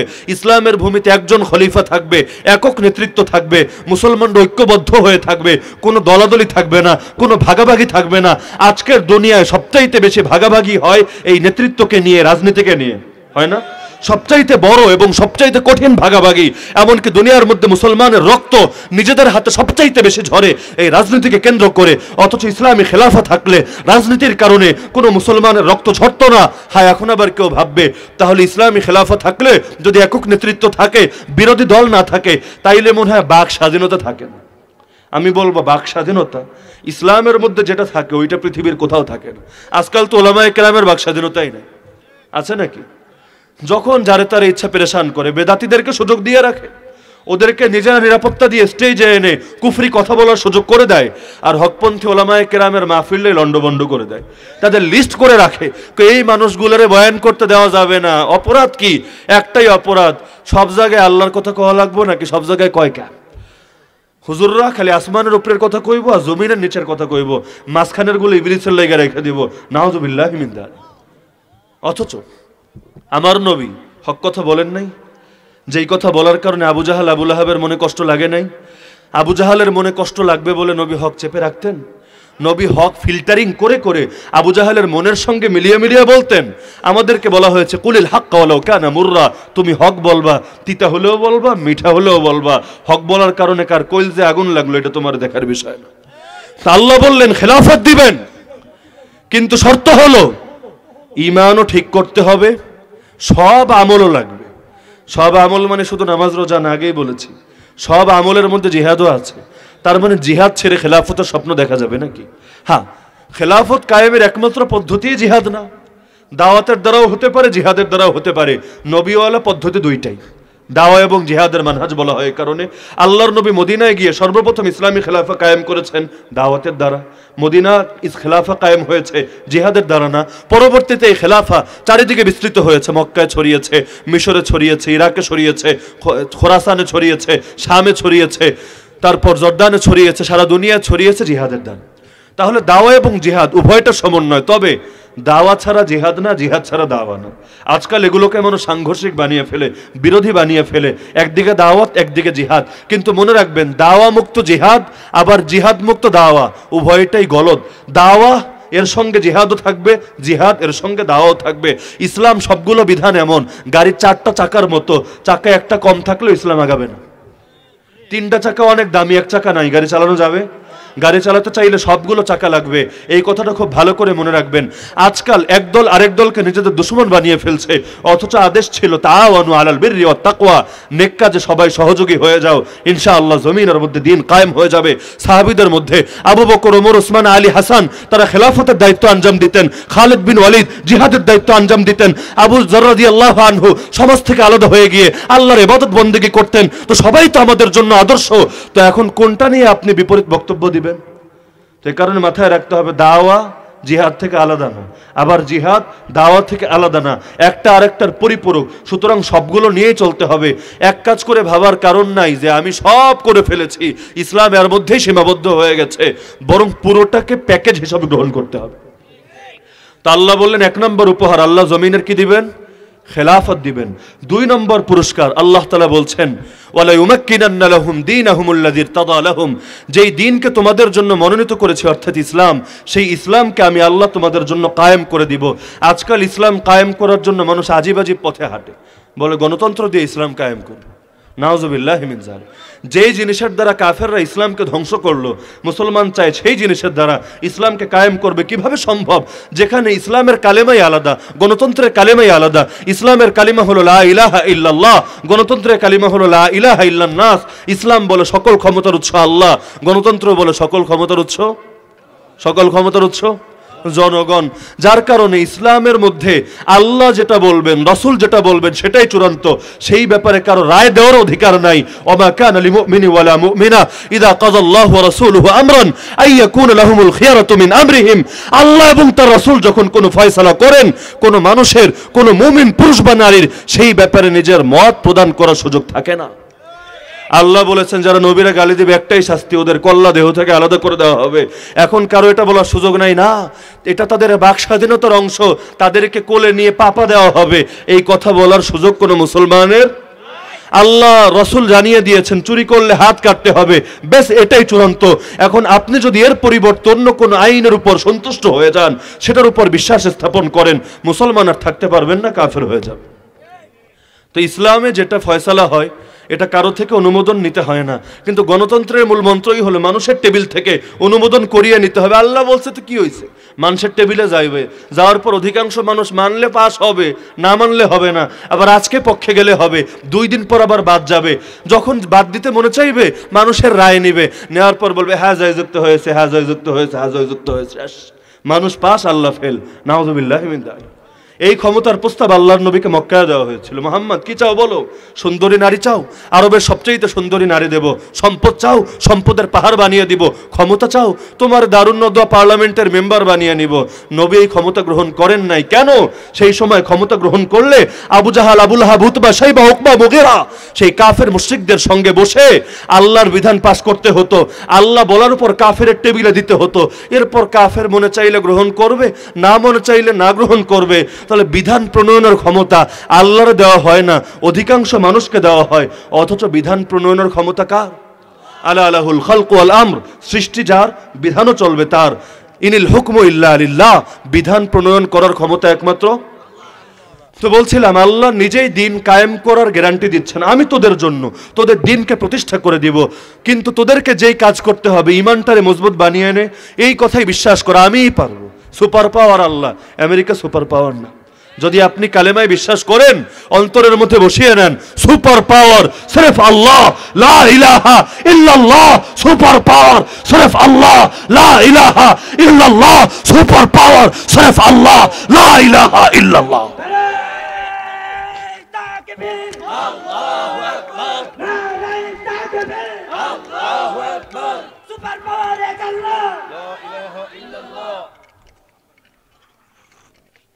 এই যে কাফের মুশরিকদের ভয়ে আমরা ইসলামের বিভিন্ন বিধানকে আড়াল করি, ভাবটা এমন আমাদের হায়াত আর মৌত মনে হয় ওদের হাতে। অথচ আপনি বিশ্বাস করেন হক কথা বললে আপনার হায়াত একদিন কমবে না, আর হক কথা আড়াল করলে আপনার হায়াত একদিন বাড়বে না। কপালে যা লেখা আছে তাই হবে। হ্যাঁ, এখন আপনি বলবেন হুজুর হক কথা বললে ঝুঁকি আছে।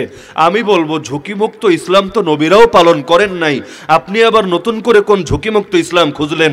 পৃথিবীতে এমন কোনো নবী নাই যেই নবী মাইর খায় নাই, যেই নবী গালি খায় নাই। আপনার র্যাঙ্ক তো নবীর চাইতে বড় না, তো হকের উপর যদি পুরো আসেন, আর দুনিয়া সিজনুল মুমিন, এই দুনিয়াটা আপনার জন্য আস্ত কারাগারে পরিণত হবে। নবীর যুগে নবীরে কত গালি দেওয়া হতো, কখনো কবি, কখনো জাদুঘর, কখনো জ্যোতিষী। সেই গালি আপডেট হতে হতে এখন এই সামগরে ওয়াহাবি, কখনো খারেজি, কখনো মানহাজি, কখনো জঙ্গি, কখনো চরমপন্থী। একই গালি এক এক যুগে এক এক রূপে আসে, কিন্তু মূল গালিটা ঠিকই থাকে। আর এই হকের কারণে ওমর শহীদ, ওসমান শহীদ, আলী শহীদ, হাসান শহীদ, হুসাইন শহীদ। এই হকের কারণে আবু হানিফার লাশ বের হয়েছে জেলখানা থেকে। এই হকের কারণে ইমাম আহমদ বিন হাম্বলকে মাসের পর মাস পিঠে বেত্রাঘাত করা হয়েছে। এই হকের কারণে ইমাম সারাখসিকে কূপের মধ্যে ফেলে রাখা হয়েছে।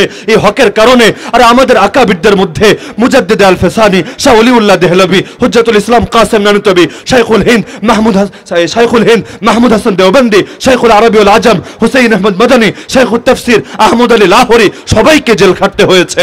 তো এই আদর্শই তো রক্ত দেওয়ার আদর্শ।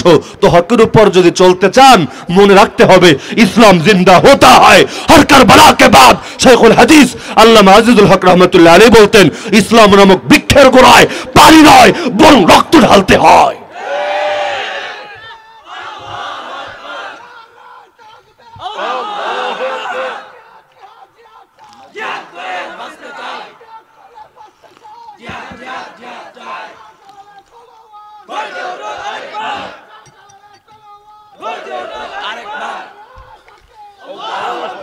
সুতরাং কাফের মুশরিকদের ভয়ে ইসলামকে গোপন করার কোনো কারণ নাই। আরে কাফেররা যখন আমাদেরকে ভয় দেখাবে, যদি প্রকৃত মুমিন হয়ে আমাদের ঈমানটা শুধু বাড়বে আর বাড়বে। দেখেন না মাঝে মধ্যে মৃত্যুদণ্ডের রায় শোনালে মুচকি হেসে ওঠে। দুনিয়ার মিডিয়াগুলো পাগল হয়ে যায়, বস্তুবাদী আর জড়বাদীরা ভেবে পায় না কি ব্যাপার, ওদেরকে শোনাচ্ছি মরণের রায়, ওরা হাসছে কেন? এটা তো কোনো হাসির সংবাদ না, এটা তো কান্না করা সংবাদ। কিন্তু পাগলরা বোঝে না এই হাসি কোনো কৃত্রিম হাসি না। পৃথিবীর কোনো মুনাফিক চাইলেও এই হাসি হাসতে পারে না। আর এই হাসি বিজয়ের হাসি, এই হাসি শাহাদাতের সুসংবাদ পাওয়ার হাসি, এই হাসি রবের সঙ্গে জলদি মিলিত হতে পারার হাসি। আর এই হাসি ফুস্তু রব্বিল কাবার হাসি।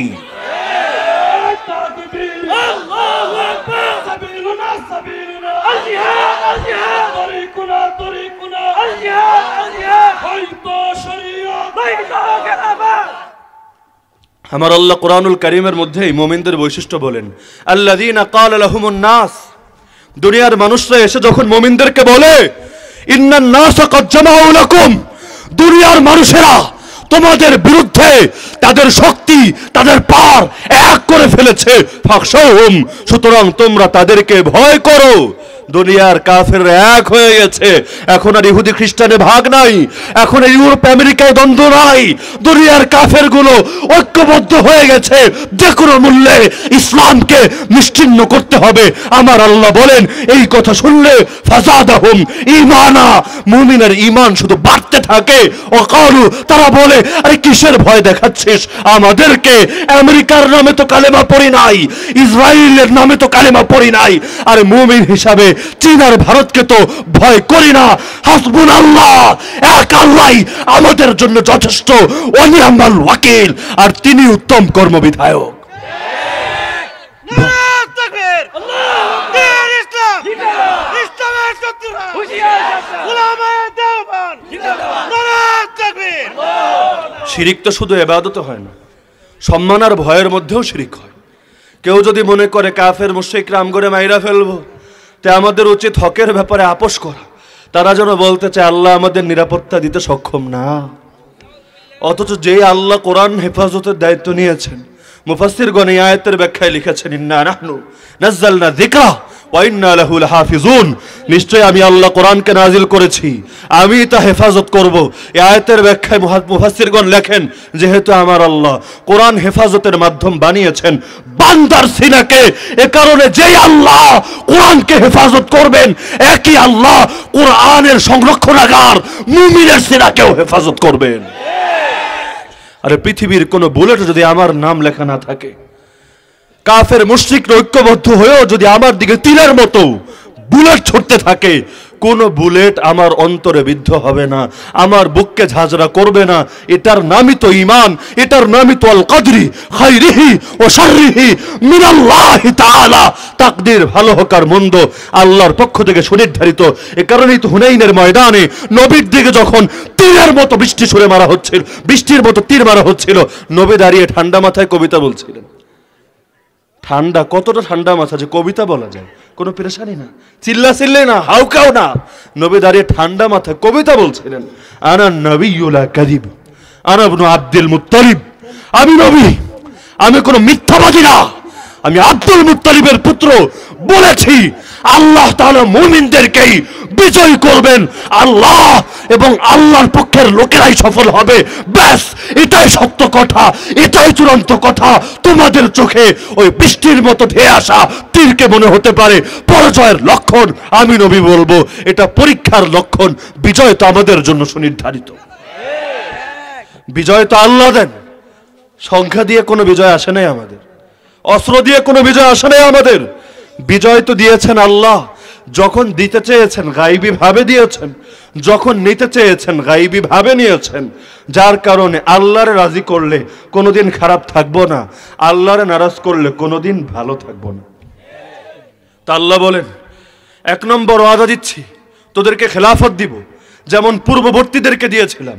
ওয়ালাকাদ কাতাবনা ফিজ জাবুরি মিন বাদি যিকর আন্নাল আরদ ইয়ারিসুহা ইবাদিয়াস সালিহুন।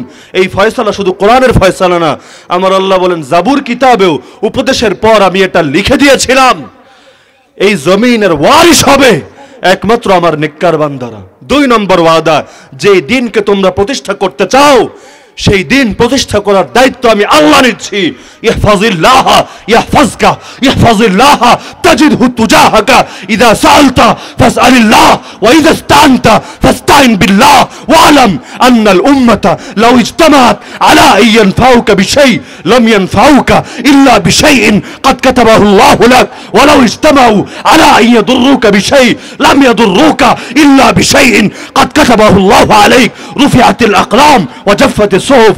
আমার নবী আমাদেরকে আকীদা শিখিয়েছেন, তুমি জীবনের সব ক্ষেত্রে আল্লাহর হেফাজত করো, আল্লাহ নিজে তোমাকে হেফাজত করবেন। তুমি আল্লাহর হেফাজত করো, আল্লাহর সর্বদা সামনে পাবা। চাইতে হলে আল্লাহর কাছে চাও, বিপদে পড়লে সাহায্যের জন্য আল্লাহর দ্বারস্থ হও। আর বিশ্বাস রাখো বান্দা, গোটা দুনিয়ার মানুষ তোমার উপকার করতে চাইলেও আল্লাহ যেটা কপালে লিখে রেখেছেন এর বাইরে আলাদা কোনো উপকার করতে পারবে না। আর সবাই তোমার ক্ষতি করতে চাইলেও তোমার বিপক্ষে যেই ফয়সালা লেখা আছে এর বাইরে কোনো ক্ষতি করতে পারবে না। আল্লাহ কলম উঠিয়ে নিয়েছেন আর তাকদীরের পাতা শুকিয়ে গেছে, সুতরাং নতুন কোনো ফয়সালা অ্যাডও হবে না, বাদও যাবে না। এ কারণে আমার আল্লাহ যখন নবীকে আদেশ করেছিলেন, ইয়া আইয়ুহার রাসূল বাল্লিগ মা উনজিলা ইলাইকা মির রাব্বিক, হে রাসূল আপনার উপর আপনার রবের পক্ষ থেকে যত বিধান নাজিল করা হয় খবরদার একটাও গোপন করবেন না, সব পৌঁছে দিতে থাকুন। ওয়া ইল্লাম তাফআল, যদি এই কাজ না করেন ফামা বাল্লাগতা রিসালাতা, রাসূল হতে পারেন রিসালাত পৌঁছান নাই। আর শুনে রাখেন আল্লাহু ইয়াসিমুকা মিনান নাস, বিপদের কথা ভাববেন না, আল্লাহ আপনাকে মানুষের হাত থেকে হেফাজত করবে। এই আয়াত নাজিল হওয়ার পর নবী পাহারাদারদেরকে সরিয়ে দিলেন, বললেন আমার আর পাহারাদার দিবা না তোমরা, আমার কোনো পাহারাদারের দরকার নাই। আল্লাহ নিজে যখন হেফাজতের দায়িত্ব নিয়েছেন তিনিই যথেষ্ট, বাইরের কোনো পাহারাদার লাগবে না। 3 নম্বর ওয়াদা, ওয়ালা ইউবাদদিলান্নাহুম মিন বাদি খাউফিহিম আমনা, আল্লাহ বলেন ইমানের উপর জমে থাকো, সব আমল করবা, ছাড়বা না। আমি আল্লাহ ভয়ের অবস্থাকে পাল্টিয়ে নিরাপত্তা তোমাদেরকে দিয়ে দিব। তখন আর মামুনুল হক সাহেব কথা বলতে ভয় করা লাগবে না, তখন আর অন্য কারো মাহফিলেও কোনো বাধা আসবে না, তখন আর মুমিনরাও এই চিন্তায় অস্থির থাকতে হবে না, বারবার ডাইনে বামে তাকাতে হবে না, না জানি কোনো মুনাফিক মুমিনদের কাজে এসে বাধা দেয়, এমনকি আল্লাহর নবীর ইজ্জত রক্ষার্থে ময়দানে নামলেও চিন্তা করতে হবে না, না জানি শাতিমে রাসূলের বুকে গুলি না চালিয়ে সেই গুলিগুলো আমাদের তাওহীদ জনতার বুকেই ছড়ে, এই ভয় কারো অন্তরেই থাকবে না, বরং আল্লাহর জমিনে আল্লাহর বান্দারা মাথা উঁচু করে বাঁচবে। আরে যেই ব্যক্তি আল্লাহর সামনে নিজের কপালকে নত করে, সে কেন নিজের কপালকে অন্য কারো সামনে নত করবে? আমরা থাকবো আল্লাহর গোলাম হয়ে, আর বাকি দুনিয়ার সকল কাফের মুশরিক বেঈমান মুরতাদরা থাকবে আমাদের গোলাম হয়ে। কে আল্লাহকে এটা পারেন না? আরে পারেন না? তা আল্লাহ তাআলা বলেন তোমাদের মধ্যে যাদের 2 বৈশিষ্ট্য থাকবে তাদেরকে 3 ওয়াদা দিলাম, শুনে রাখো এবার। ওমান কাফারা বাদা যালিক, এত কিছু খুলে বলার পর যারা কুফরকে অবলম্বন করবা, কুফরি ধর্ম হোক, কুফরি মতবাদ হোক, কুফরি তন্ত্র মন্ত্র হোক, ফাউলাইকা হুমুল ফাসিকুন, তোমরা অবাধ্য, তোমরা পাপী।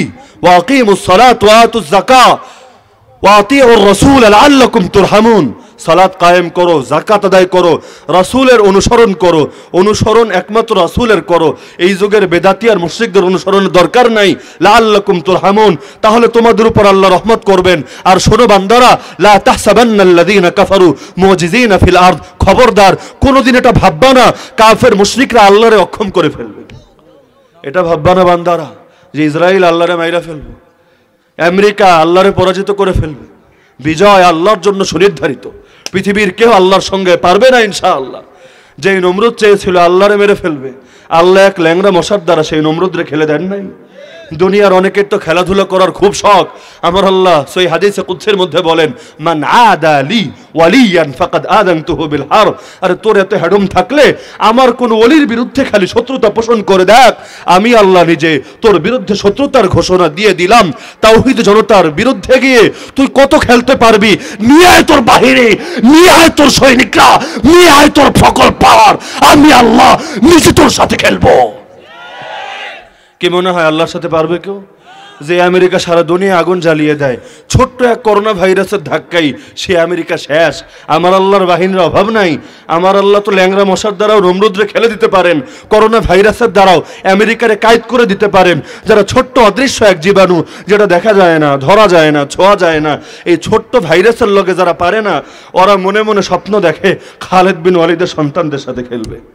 বড় আজীব দুনিয়া। দেখতে শুনতে সাধারণ মনে হলে কি হবে, আমাদের গায়ে তো নবীদের রক্ত প্রবাহিত, আমরা সবাই নবীর সন্তান না?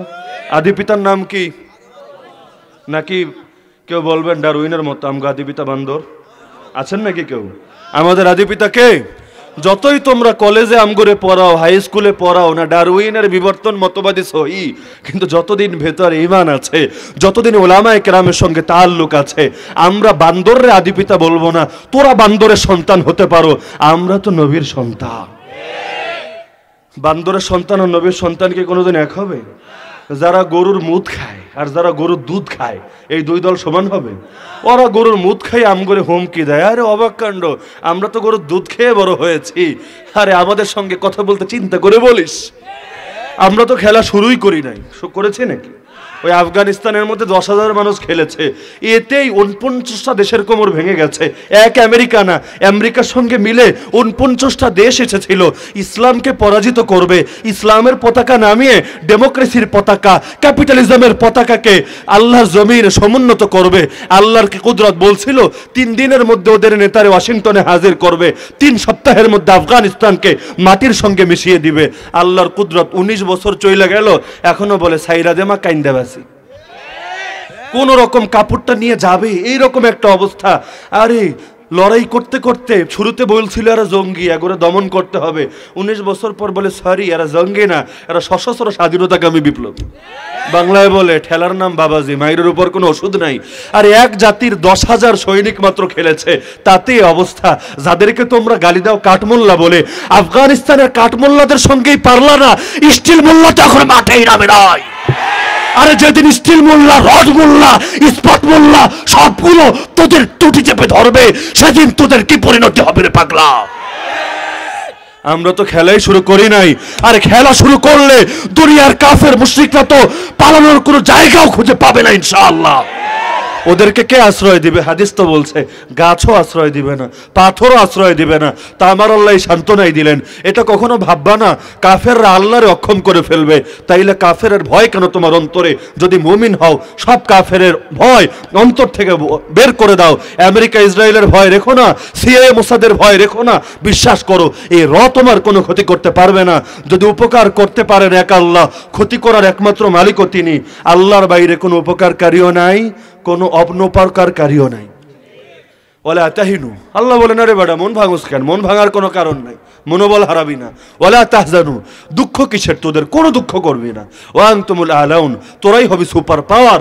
ইন কুনতুম মুমিনিন, যদি বাস্তবেই তোরা মুমিন হও। আল্লাহর ওয়াদার উপর ইয়াকিন আছে তো ইনশাআল্লাহ?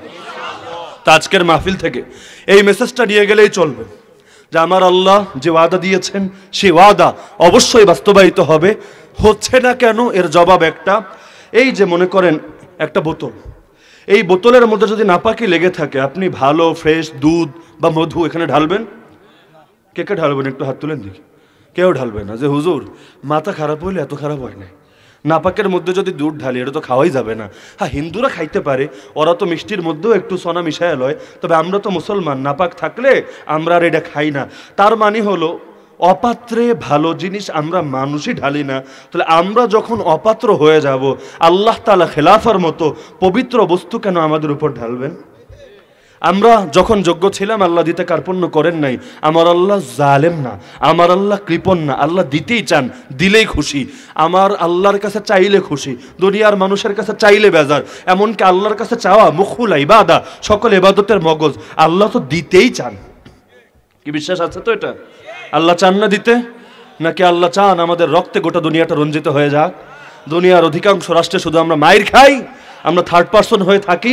আমাদের আলেমদের বিরুদ্ধে যায় যে যা মনে চায় তা বলবে। বস্তির ইতরগুলো উঠে এসে আলেমদের কখনো ঘাড় ভাঙার হুমকি দিবে, হাত ভাঙার হুমকি দিবে, জেলে বহার হুমকি দিবে, বুড়িগঙ্গায় ফেলার হুমকি দিবে, আর সাগরের মধ্যে ভাসানোর হুমকি দিবে। আরে আল্লাহর জমিনের শ্রেষ্ঠ সন্তান যারা, যাদেরকে দেখলে আসমানের ফেরেশতা পর্যন্ত ডানা গুটিয়ে নেয়, যাদের জন্য গর্তের পিঁপড়া থেকে সমুদ্রের মাছ পর্যন্ত জল আর স্থলের সকল প্রাণী দোয়া করে, তাদেরকে হুমকি ধমকি দেওয়া হবে। এটা কি আমার আল্লাহ চান? আমার আল্লাহ দিতেই চান, দিতেই চান। কিন্তু শর্ত হলো আগে নিজেদেরকে অপাত্র থেকে সুপাত্রে পরিণত করি। আমরা যখন যোগ্যতা অর্জন করব সঙ্গে সঙ্গে আমার আল্লাহ ঢেলে দিবেন। আল্লাহ দিতেই চান। আল্লাহর ওয়াদা সর্বযুগের জন্য প্রযোজ্য। যেই আল্লাহ বদরে সাহাবীদেরকে গায়বী ভাবে বিজয় করেছিলেন, একই আল্লাহ আছেন না মরে গেছেন?